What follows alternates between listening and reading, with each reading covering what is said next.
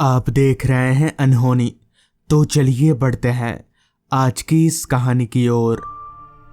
इस बार गर्मियों की छुट्टियों में मैंने राहुल को अपने गांव घुमाने का वादा किया था और मैं अपना वादा कभी नहीं तोड़ता, फिर चाहे जान ही क्यों ना चली जाए। लिहाजा छुट्टी अनाउंस होते ही हम दोनों अपना अपना सामान समेटने लगे। हॉस्टल से मेरा गांव थोड़ा दूर जरूर था, मगर वहां पहुंचने के लिए साधनों की कोई कमी नहीं थी। बस, ट्रेन, सब कुछ यहां से मेरे गांव जाती थी, मगर बस से जाना ज़्यादा आसान होता, क्योंकि गांव के बस स्टॉप से मेरा घर रेलवे स्टेशन के मुकाबले ज़्यादा नज़दीक पड़ता है। तो हमने ये पक्का किया कि हम बस से ही जाएंगे और आज शाम ही निकलेंगे। शाम के वक्त निकलने के दो कारण थे। पहला ये कि दिन के वक्त बस में बहुत ज़्यादा भीड़ रहती है, और दूसरा ये कि दिन में गर्मी बहुत लगती है। सारी तैयारी हो जाने के बाद शाम के तकरीबन 5:30 बजे तक हम लोग हॉस्टल से निकल गए। मेरे गांव जाने वाली बस हॉस्टल के बाहर से ही मिलती है, तो हमें कहीं जाने की ज़रूरत नहीं थी। हमें बस वहाँ खड़े रहकर बस के आने का इंतज़ार करना था। कुछ ही देर में हमारी बस भी आ गई। हम दोनों बस में चढ़े और एक एक सीट पकड़कर बैठ गए। शाम का वक्त होने की वजह से उतनी गर्मी नहीं लग रही थी। अंधेरा भी लगभग हो ही चुका था। मेरा गांव थोड़ा दूर था, तो यकीनन वहां पहुंचते पहुंचते हमें रात हो जाएगी। बस पूरी रफ्तार से रास्ते पर दौड़े जा रही थी। कुछ ही देर में बस मेरे गांव के बस स्टॉप पर रुकी। मैं और राहुल जब हम दोनों बस से उतरे, तब घड़ी में रात के 9:15 बज रहे थे। हालांकि मैं काफ़ी सालों के बाद अपने गांव आया था, मगर फिर भी मुझे रास्ता घाट पहचानने में कोई दिक्कत नहीं हो रही थी, क्योंकि इतने सालों में गांव में कुछ भी नहीं बदला। वही खाली रोड, जंगल और अंधेरा। अभी मैं और राहुल चारों तरफ देख ही रहे थे, तभी राहुल मुझसे बोला, यार यहाँ से अब तेरे घर कैसे जाना है? इस पर मैं बोला, यहाँ से पैदल, और क्या, ज़्यादा दूर नहीं है गांव। लिहाजा मैं और राहुल हम दोनों गांव की ओर आगे बढ़ने लगे। लेकिन पता नहीं क्यों राहुल थोड़ा डर रहा था, जिस पर मैंने राहुल से पूछा, क्या हुआ राहुल, डर क्यों रहा है तू? इस पर राहुल बोला, नहीं, डर नहीं रहा, पर ये रास्ता इतना डरावना क्यों लग रहा है? इस पर मैंने बोला, गांव में सब ऐसा ही होता है, डर मत, मैं हूं ना। मगर सच में वो रास्ता कुछ ज़्यादा ही डरावना लग रहा था। खैर, अभी हम लोग चल ही रहे थे कि तभी अचानक ही चारों तरफ रोशनी हो गई। सिर उठाकर आसमान की ओर देखा तो बिजलियां चमक रही थीं, पर थोड़ी देर पहले तक तो मौसम बिल्कुल सही था। तो फिर अचानक से ये क्या हो गया? ऊपर से अभी हम जिस रास्ते पर थे उस पर चलते चलते अगर बारिश आ गई तो हम बुरी तरह से फंस जाएंगे, क्योंकि इस रास्ते पर दूर दूर तक एक भी घर या दुकान नहीं था। मैं यही मना रहा था, बस बारिश में भीगने से पहले हम घर पहुंच जाएं। लेकिन शायद हमारी फूटी किस्मत को ये गवारा नहीं था। थोड़ी ही देर में झमाझम बारिश शुरू हो गई। मैं और राहुल बारिश से बचने के लिए एक पेड़ के नीचे जाकर खड़े हो गए। मौसम ने जितनी जल्दी अपना रंग बदला था, उतनी जल्दी शायद गिरगिट भी नहीं बदलता। काले घने बादलों ने आसमान को ऐसे जकड़ लिया था जैसे बारिश कभी बंद ही नहीं होगी। तूफानी हवाओं में हिलते पेड़ और रह रहकर गरजते बादल माहौल को और भी ज़्यादा डरावना बना रहे थे।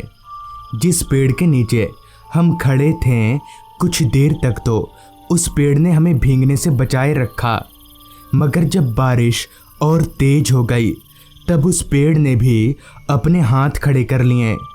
तभी राहुल बोला, यार यहाँ तो हम भीग रहे हैं, अब क्या करें?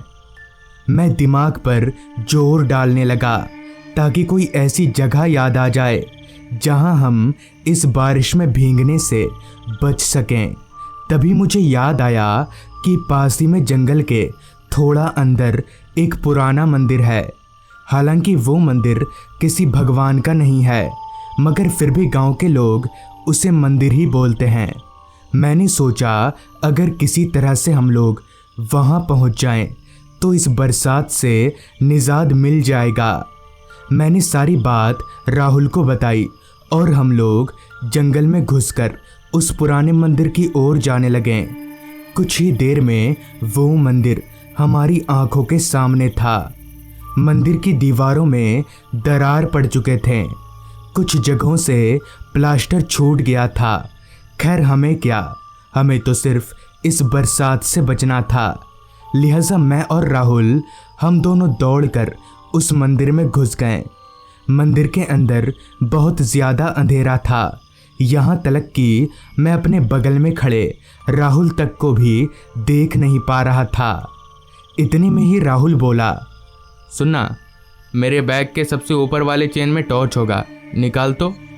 मैंने अंदाजे से ही राहुल के पीछे जाकर उसका बैग पकड़ा और सबसे ऊपर वाले चेन को खोलकर टॉर्च निकालकर जलाया। मंदिर बाहर से जितना टूटा फूटा और पुराना था, अंदर से भी वैसा ही था। मंदिर के अंदर जहां भगवान की मूर्ति होनी चाहिए, वहां पर एक अजीब सी मूर्ति थी। मूर्ति के माथे पर 2 सींग थे। खैर हम दोनों थोड़ी धूल साफ करके एक जगह पर बैठ गए। राहुल ने हाथ घड़ी में टॉर्च मारकर देखा तो रात के 10 बज रहे थे। बारिश अभी भी तेजी से बरसे जा रही थी। राहुल ने टॉर्च ऑफ किया और बोला, यार मैं ज़रा सोने की कोशिश कर रहा हूँ, अगर बारिश छूट जाए तो मुझे उठा देना। इतना बोलकर राहुल वहीं पसर गया। बाहर से एक हल्की सी धुंधली रोशनी मंदिर के अंदर आ रही थी, मगर वो रोशनी बहुत हल्की और धीमी थी। परेशान होकर अभी मैं बारिश के थमने का इंतज़ार कर ही रहा था कि तभी बाहर से आती उस धुंधली सी रोशनी में मुझे मंदिर के अंदर कोई आता हुआ दिखा, कोई बच्चा। मैंने उस परछाई को ध्यान से देखने की कोशिश की, मगर पता नहीं वो मेरी आंखों से कहीं ओझल हो गया। मैंने सोचा शायद मैंने गलत देखा होगा, भला इस जंगल में कोई बच्चा कहाँ से आएगा, वो भी इस टूटे फूटे मंदिर में। कुछ देर तक तो मैं बड़े आराम से जागा रहा, मगर धीरे धीरे मेरी पलकें बंद होने लगीं और कुछ ही देर में मैं नींद के आगोश में चला गया। ना जाने कितनी देर बाद मैं जागा। आँख खोलकर देखा तो मंदिर के दरवाजे के पास कोई खड़ा दिखा। मुझे लगा राहुल होगा, मगर राहुल वहाँ खड़े होकर क्या कर रहा है, यही सोचकर मैं अपनी जगह पर से उठा और राहुल के पास जाकर बोला, क्या हुआ राहुल, यहाँ क्या कर रहा है? मगर इस पर राहुल ने कोई जवाब नहीं दिया। मैंने नज़र घुमाकर राहुल का चेहरा देखने की कोशिश की, लेकिन अंधेरा बहुत घना था। राहुल से कोई जवाब ना पाकर मैंने उसके कंधे पर हाथ रखते हुए कहा, क्या हुआ रे, क्या सोच रहा है? तभी राहुल बोला, अमन, वहाँ किससे बात कर रहा है? राहुल की यह आवाज़ मेरे बगल से नहीं बल्कि मेरे पीछे से आई थी। इतने में ही पीछे से राहुल ने टॉर्च जलाया तो टॉर्च की रोशनी में मेरे बगल में खड़ा शख्स दिखा ही नहीं।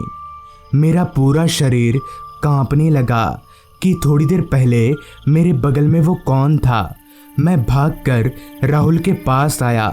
मेरे आते ही राहुल ने जैसे ही टॉर्च बंद किया तो दरवाजे पर फिर से कोई खड़ा दिखा, मगर इस बार वो शख्स अकेला नहीं था, उसके साथ कई बच्चे और औरतें भी थीं। ये सब देखकर डरने वाला मैं अकेला नहीं था, राहुल को भी वो लोग साफ दिख रहे थे। राहुल ने फिर टॉर्च जलाया, मगर टॉर्च की रोशनी में वो लोग फिर से नहीं दिखे। लेकिन टॉर्च बंद करते ही सब लोग सामने खड़े थे। हम दोनों समझ गए कि यहाँ रुकना मतलब मौत। लिहाजा हमने अपना सामान उठाया और दरवाजे की ओर भागने लगे। हमने टॉर्च ऑफ रखा था और दरवाजे पर वो सभी लोग खड़े थे।